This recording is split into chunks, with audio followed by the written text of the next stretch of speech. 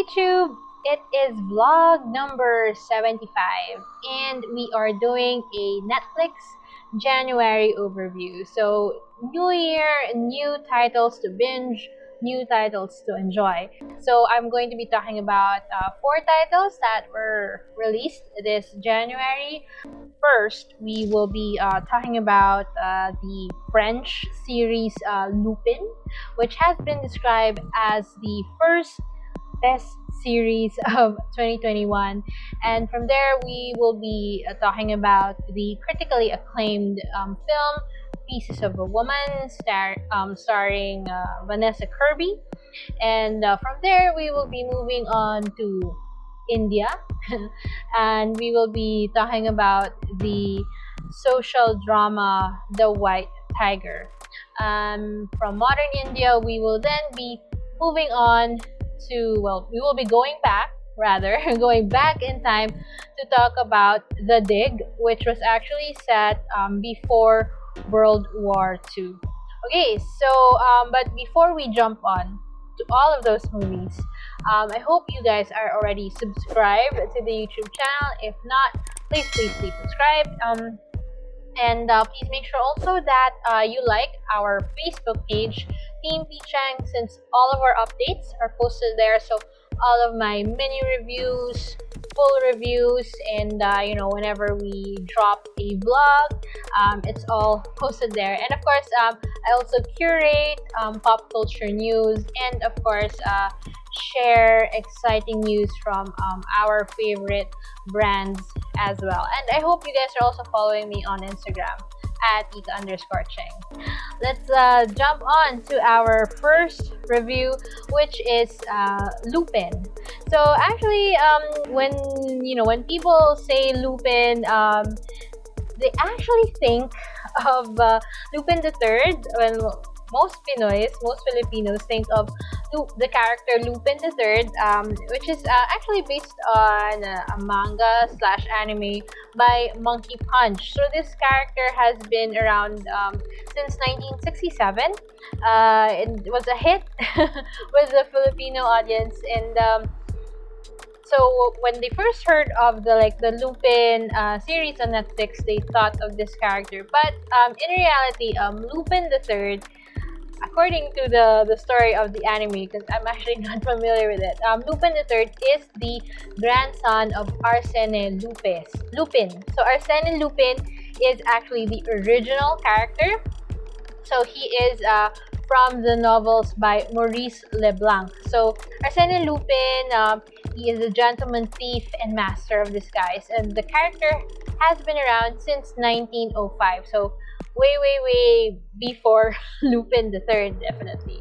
But the Netflix series is actually not a remake of the novels by Maurice Leblanc, but rather it's a modern take on the novels, and they just draw inspiration from the novels. So the series, which is set in modern France, actually features a new character, Hassan Diop, who is played by Omar Sy. So you might think that this guy looks familiar because he has actually been around in a lot of blockbuster movies for some time now. So you just might not realize it. Of course, his roles were minor, but he's actually been around for some time. So he was in X-Men Days of Future Past. He was in Jurassic World.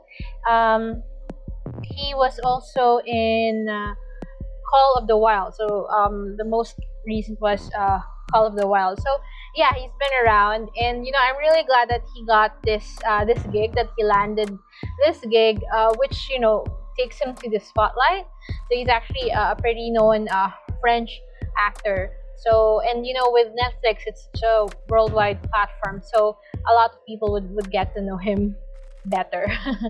The series follows Omar Sy's character, Hassan Diop. So he's actually a Senegalese immigrant.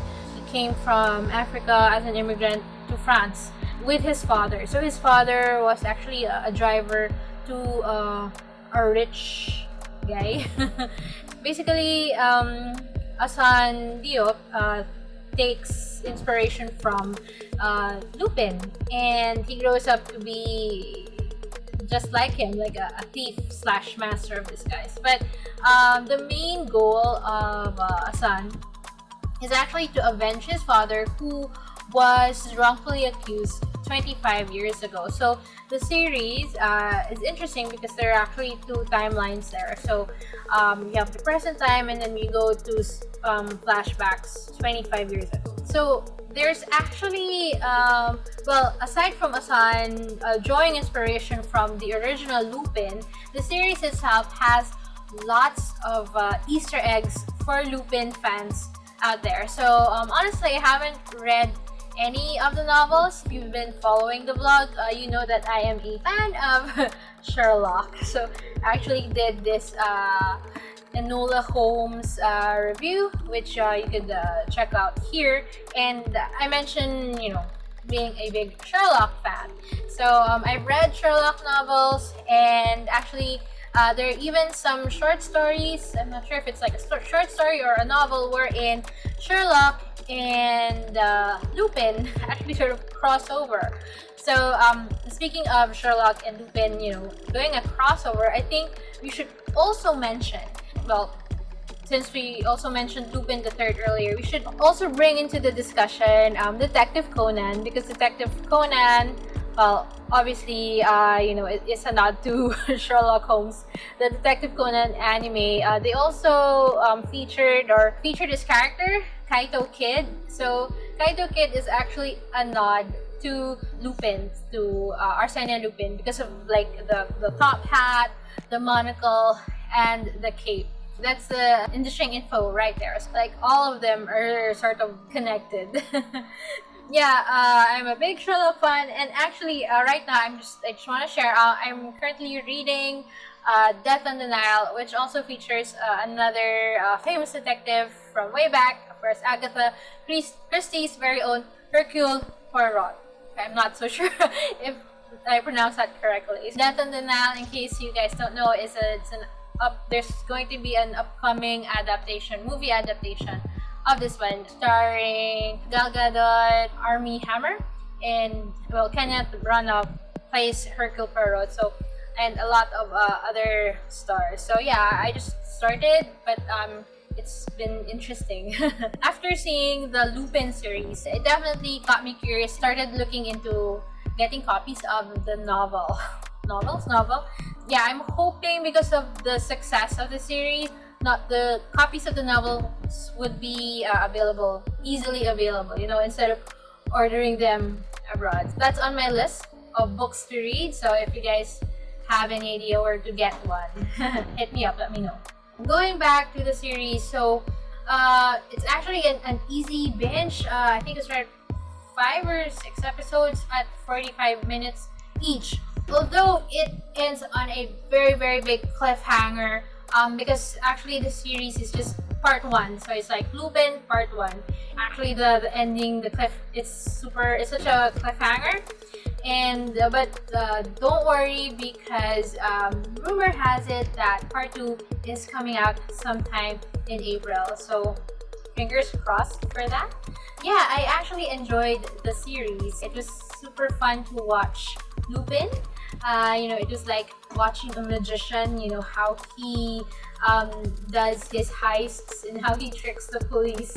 So it was hilarious at times, most of the time. So, you know, you would be rooting for him, even if technically he's like an anti-hero and, you know, on the wrong side of justice. Aside from avenging his father, the series actually also focuses on Asan's personal life. So, this relationship with his son and the mother of his son, Claire. So yeah, there's also those emotional ties there, and of course, you know, him wanting to avenge his father, bring honor to his name. So yeah, and Asan actually also uses modern technology and like lots of makeup and costumes. So I guess as a master of disguise, since he does take his inspiration from Lupin, you get to see that there. So yeah, definitely enjoyed it. Just like I think I sat through it through like a day. If you've been studying on it, make sure that you check it out. And yeah, a lot of people actually liked it. So and I did as well. So yeah, and as I said earlier, hopefully part two comes out pretty soon. So I guess that is it for our first review, Lupin. You can actually watch it with like the French dialogue and then just read the subtitles, which is what I did. Just so that you can really have that French feeling, or you can watch it with the English dialogue. Whatever floats your boat. And now let's go on to our second title, Pieces of a Woman. So I actually heard a lot about this movie even before it was announced that it was going to be released on Netflix.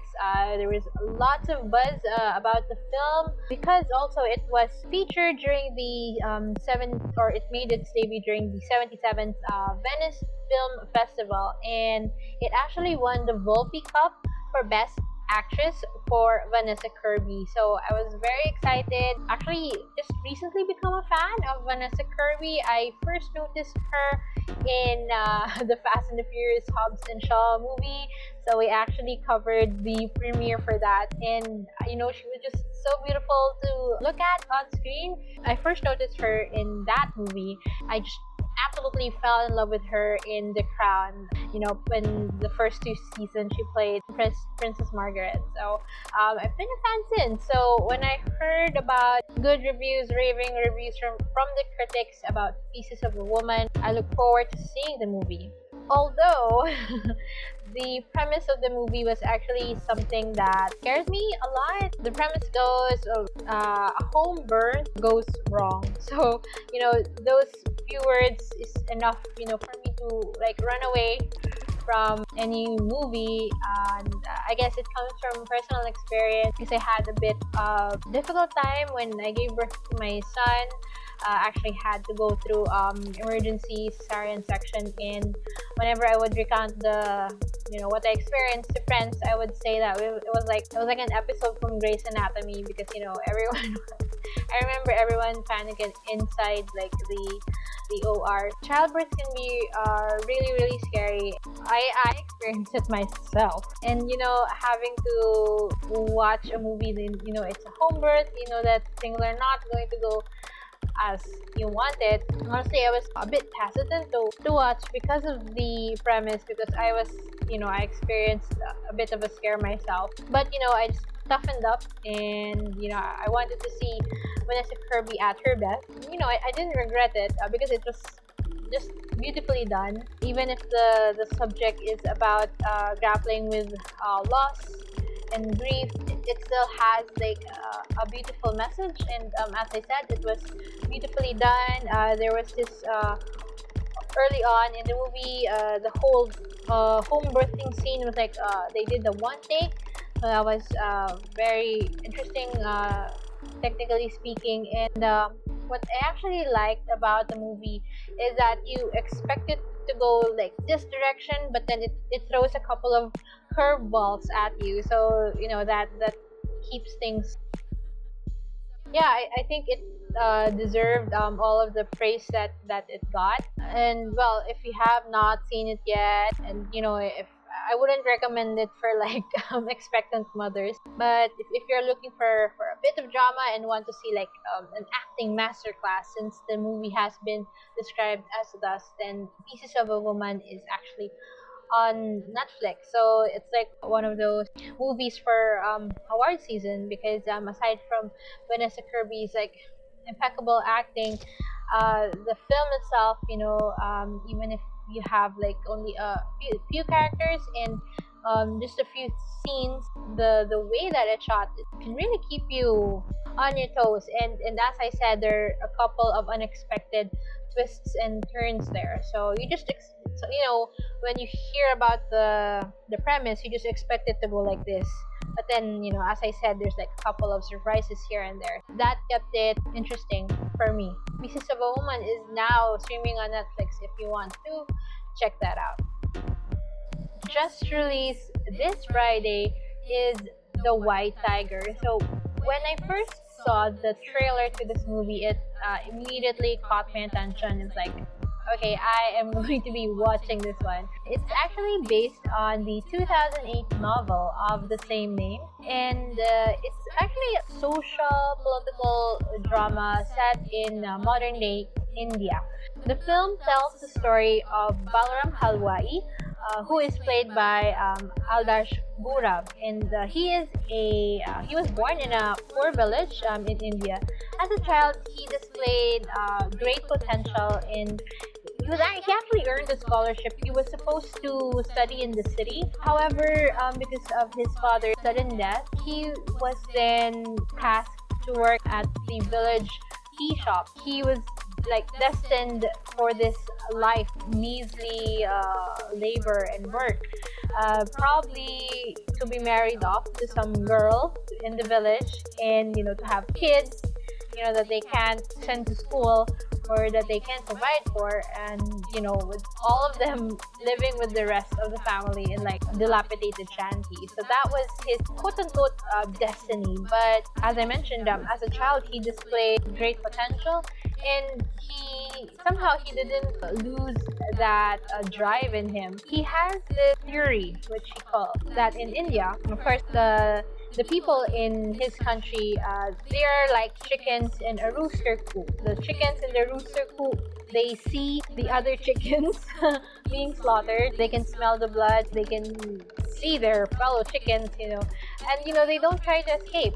They know that they're next, but they just stay there in the coop. For Balaram, he sees his countrymen like this, that they don't have any ambition.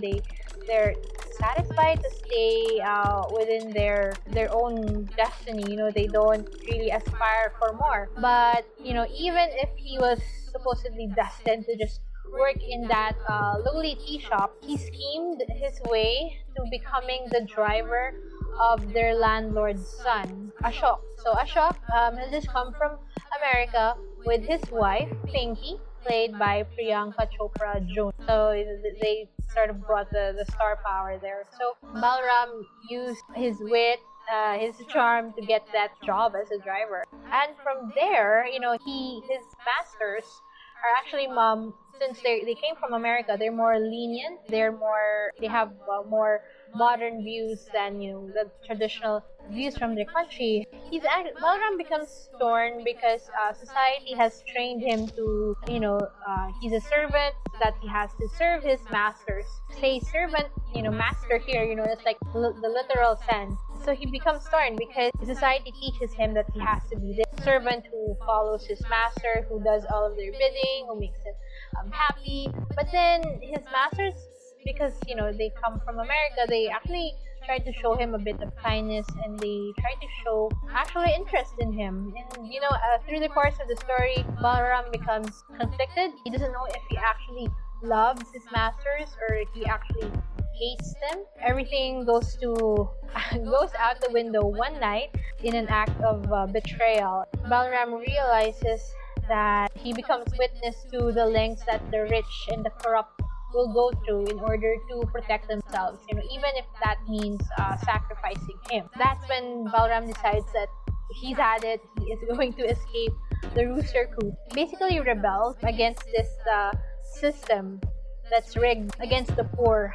like him. That's where our story goes. I actually was able to write a full review for The White Tiger. It's up on the blog, teamteaching.com/blog, if you want to check it out. I actually discussed there the difference between how servants are treated according to the movie. I don't want to generalize, but how they are treated in India as compared to how we treat our household here in the Philippines. So here we actually have we actually treat them as family. Some, even fund the education of their health to be able to provide a better, so that they would have a better future. Actually, on social media, whenever the rich dine out, and they don't include their help with them, these people actually, get trash on social media because we do treat our help, our drivers, with more kindness. It's actually more of like an employer-employee relationship, and there is kindness. And I'm happy to say that at least the government is providing laws and benefits for our household help and the drivers. That's something that I'm actually happy about compared to how the movie portrayed Indian culture in society. So that's actually one thing that I thought about while I was watching the movie. So it's sad because we are not born to be trapped into like a certain caste or a certain role. We should be given the opportunities to rise above our statures, and as long as you work hard for it and you earn it. But of course, in the White Tiger, that's not necessarily the case, because there's actually a line in the movie wherein Balaram says it actually troubled me a bit. He said that for the poor there are only two ways to get to the top: crime and politics. And then he asked, is it like that in your country too? So it kind of like shook me a bit, because there is some truth in that. The film is actually a really grim look to the rags to riches story, and it's actually a self-aware anti-slumdog millionaire. It looks at the rags to riches tale in a dark lens, and there's actually a line there that says, because Balaram actually narrates the film.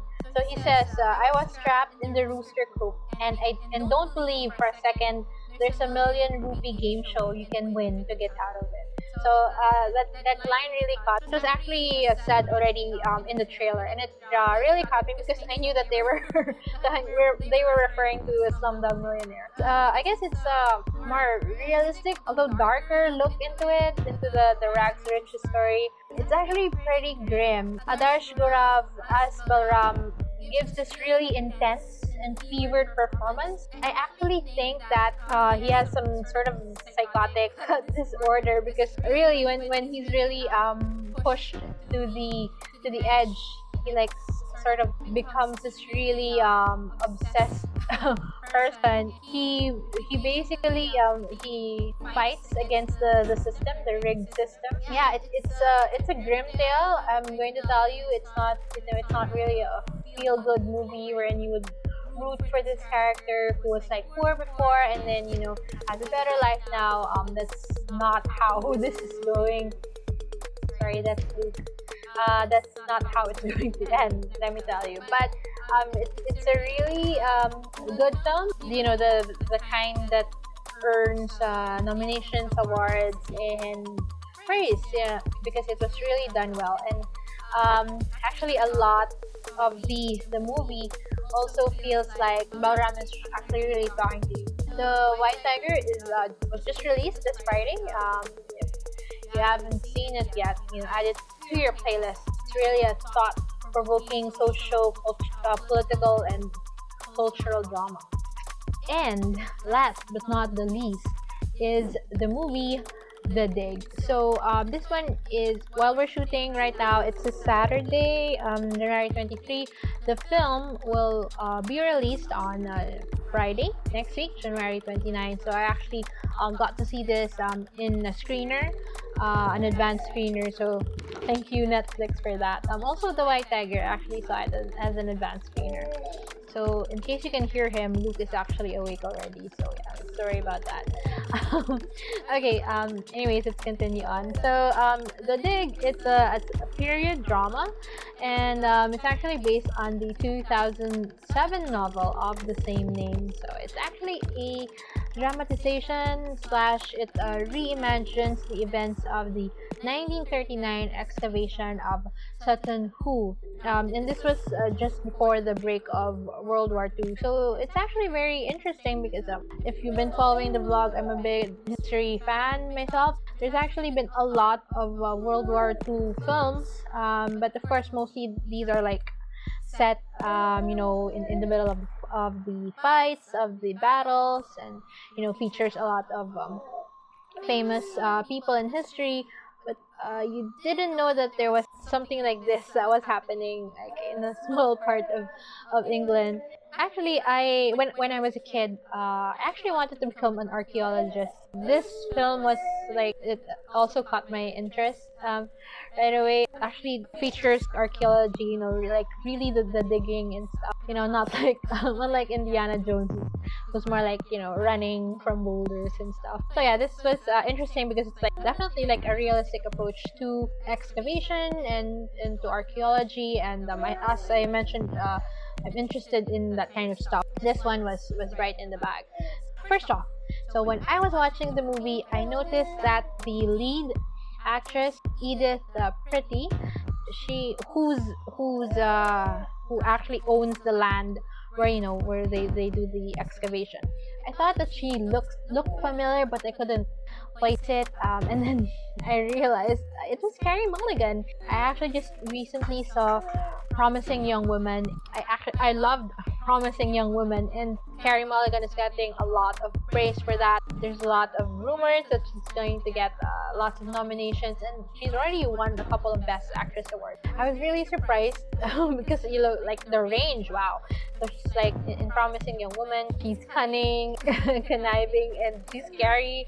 She wears all of this colorful stuff, and as Edith Pretty, she's very stoic, she's very solemn. Like wow, I almost couldn't recognize her. So that was like one of the first things that I noticed. If you get a chance to see Promising Young Woman, you should see it. I was lucky enough, I got like a link to see it online in an actual screening. I think it's going to be available on demand. I think it already is. So yeah, Promising Young Woman. Going back to the dig, Edith Pretty, played by Carey Mulligan, owns the land where there are like these mounds of soil, so like little hills. Goes to like the museum that's nearest them, and they send over Ralph Fiennes. So Ralph Fiennes plays Basil Brown, who is actually like an excavator, and he's the one who like works with Edith to start unraveling what are those mounds. Eventually, they realize that they've come upon, well, I guess it's not a spoiler because it's in the trailer. They come upon great ship. So like, is it Viking? Is it Anglo-Saxon? There's like a lot of questions there. So pretty soon they send in the whole cavalry. There are archaeologists who start coming in, and it's really a big discovery, a big find. As I said, the events happen just before the break of World War II, so there's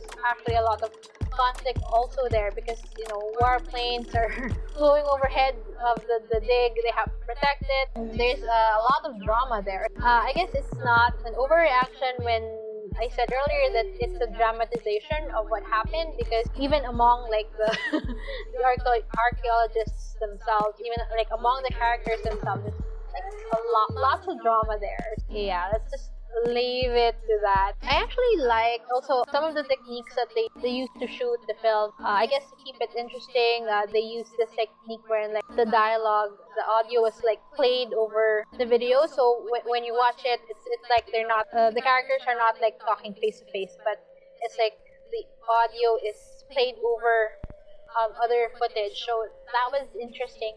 And there's actually, tell me if you see it, but there's like actually one split second shot there that I think it's like a bit TikTok inspired. So there's like a second scene there that's for me like it's from a TikTok bit. So if you see that bit, let me know in the comments. They were able to keep it interesting, even if like the story itself is pretty simple. As I mentioned, they employed like, other techniques, and there's also lots of drama going on. The theme of the film is, well, about death and decay, and it also tells us that we're part of something. So from the first hand painting, to the present, we are all part of something. We're all connected, so we don't really die. So yeah, there's that interesting bit in there, interesting bit and realization in there. And you know, I'm like a sucker for like these things that actually that are based on events, inspired from real events. It was interesting, because I'm not familiar with this story at all. The Sutton Hoo excavation, if you're familiar with that, this one tells the story of how it was excavated, and they just add a bit of spice for the drama. So that was nice, a nice touch there. So yeah, I was surprised because as I mentioned, I'm a big history fan, interested in archaeology, so this was a fun watch for me. Carey Mulligan, loved her so much. I saw her range, yeah, so from Promising Young Woman to this one, The Dig. If you like history, and if you're also interested in archaeology, then this film is a good watch for you guys. So it comes out January 29th. My mini review slash full review is still pending. That's still something that I have to write. So if you guys want to check that out, make sure that you like the Facebook page, Team Teaching. I will immediately post it there once it's done. So I guess that's it. That wraps our January Netflix overview. Again, if you prefer the vlog reviews to be like done per movie, let me know. We would love to hear your thoughts about the reviews that we do, the vlogs that we do. So that's it. Lots to see on Netflix for January, and for February I also have the movies that I'm keeping an eye out. Malcolm and Marie is one. Yeah, if you want me to do a review for any of the upcoming titles as well, let me know in the comments. So that is it for now. Thank you so much, guys, for checking out the video. I hope you're subscribed. Tell your family and friends about us. That is it. Please do keep safe, and hope to see you soon. Bye!